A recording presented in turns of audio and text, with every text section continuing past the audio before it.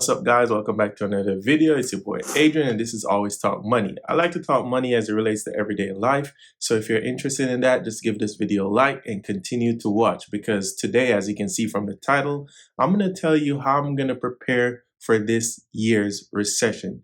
Yes, we're going into a recession. They might not announce it yet. They might not tell us in the news. They might do everything they can to delay it as long as possible. But if you can just basically just go outside, read the tea leaves, you can see layoffs are happening, prices are high, and people are just basically struggling a lot right now. So yes, we are going to go into a recession. There's a lot going on, and I'm going to tell you how I'm going to prepare. And hopefully some of the tips that I've been using and will continue to use can help you as well to just weather this storm in a recession. So let's jump into the video, and I want to start by saying pride goeth before a fall, right? That's something my grandma used to say to me. Thumbs up for grandma parables again. What that basically means is don't be too prideful to do whatever it takes, whatever odd jobs you need to take to help your family to weather this storm, right? I know there's a lot of people out there that might be too prideful to take a McDonald's job, to be taking a sanitation job, or to just be taking a general pay cut from whatever they were making before they got laid off. And in a recession, you cannot do that.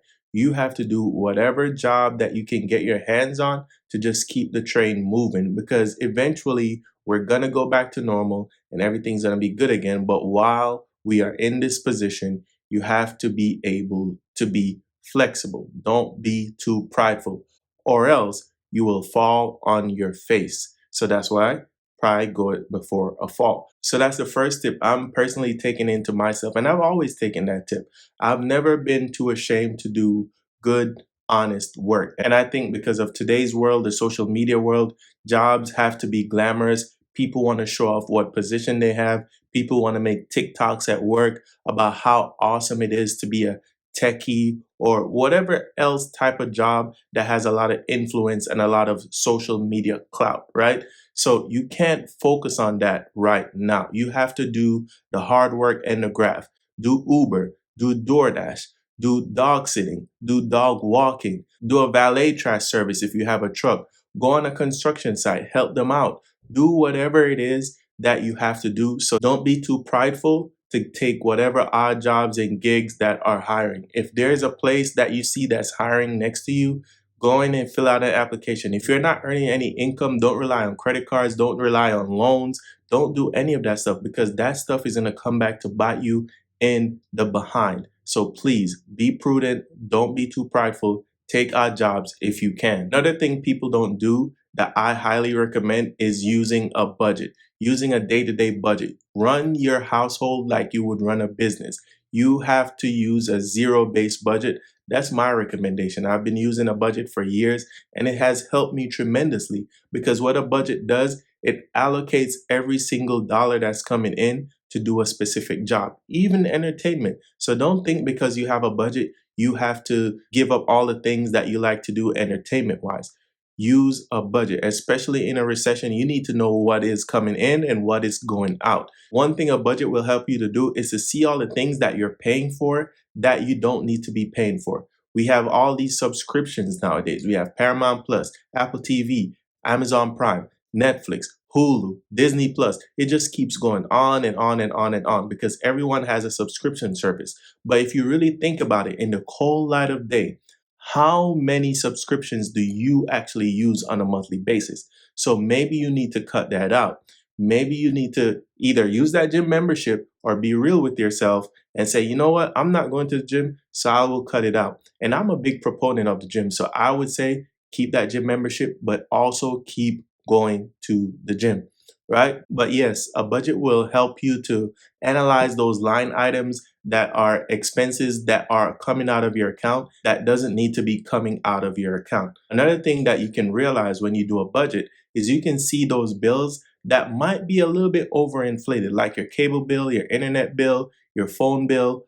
All those bills, they can always be negotiated, especially if you've been with a company for a while, 2, 3, 4 years. They're always running promotions on new customers or new speeds, new internet speeds. They'll give you a better price. They will do bundle prices if you're going to put your phone and your internet or your cable on the same type of plan. You'll get a reduction in your rate. That's something that I personally do every like 6 to 12 months, maybe every 2 years. Even the other day, I personally went to my cable provider, got them to give me a lower rate on my cable as well as my phone bill. You'd be surprised, especially right now, they know a recession is coming. They would rather lower your bill than lose you as a customer because guess what?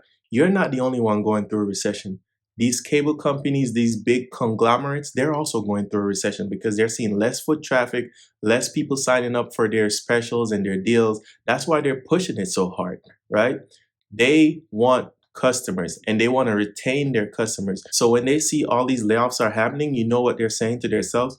We need to find a way to retain our customers because eventually they're going to start cutting costs, which means they're going to stop having our service. And then now they're going to make less money. And then now they might have to think about laying off their employees and their staff, right? So negotiate your bills, get rid of subscription services that you aren't using. Car insurance. Car insurance is a big one. Car insurance companies tend to slide on you just paying that automatic payment every single month. They'll raise your bill incrementally. They don't call you to tell you that you can negotiate and get a different deal, different plan. Especially if you're a good driver, there's always opportunities to lower these bills. So call your cable, call your phone, call your internet, call your car insurance people, and just threaten them. Threaten them with, I'm cutting off my service because money is tight and somebody has to lose out. And you'll be surprised how quickly they'll be like, yes, I will find you a deal. I promise I'll find you a deal.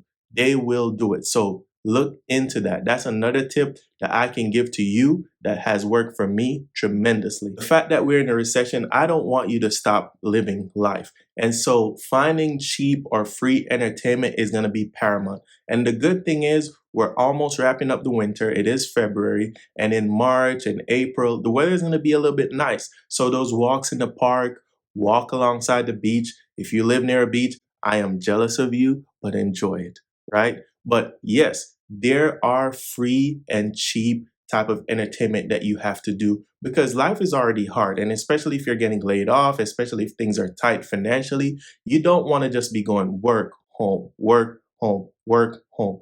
That's no life to live. You want to be entertained. And I know a lot of people say, hey, in a recession, you have to tighten down your buckle and don't go outside and don't do anything. I personally don't subscribe to that because life is short. And I'm not saying everybody should go YOLO their life away, but life is short and you shouldn't take your time for granted because time is the one thing that we cannot get back. So yes, find cheap or free entertainment. Hit up Groupon. Groupon actually was started in the last recession, the '08 recession, right?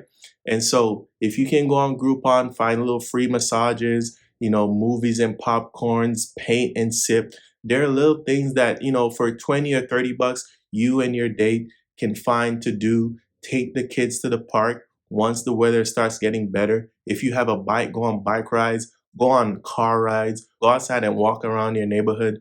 Do all these other type of things. Check community posts for your community on Facebook or wherever else you can find community posts and see where there are free concerts, just free mixers and things of that nature. You'll be surprised how much free entertainment is out there, and just get outside without having to spend an arm and a leg on something, especially if you live in a metropolis. Metropolis, they tend to be more expensive, but they tend to have more social things that are free and subsidized by the city because the city's just making so much money. They're collecting a lot of money in taxes and so on and so forth. So take advantage of that, especially like if you live in an apartment complex or a housing association. They have free mixers and free events at the end of the month, movie nights and so on and so forth. So take advantage of that during the recession. And finally, one of the best things you can do for yourself when you're in a recession and things are tight is to not borrow any money.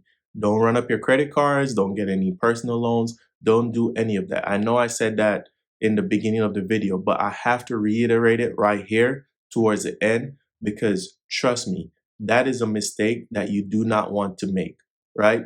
You do not want to make that mistake because 2, 3 years down the line, that stuff is going to linger. You're going to end up in collections. You're going to have all these high interest rate debts, these consumer debts. That's going to just hold you back in your future. Usually a recession lasts 12 to 18 months, but obviously I'm not a fortune teller. Do your own research, but be prudent. And the biggest thing you can do is to not go into debt during a recession. If you can just keep things even, you will survive. Even if you have to cut back a little bit here and there, do all the tips that I've said, and you can still have entertainment, you can still have this, and you can still have that, but do not borrow any money, because that is a death sentence. Well, not a death sentence. I'm being dramatic, but in my Dave Ramsey-esque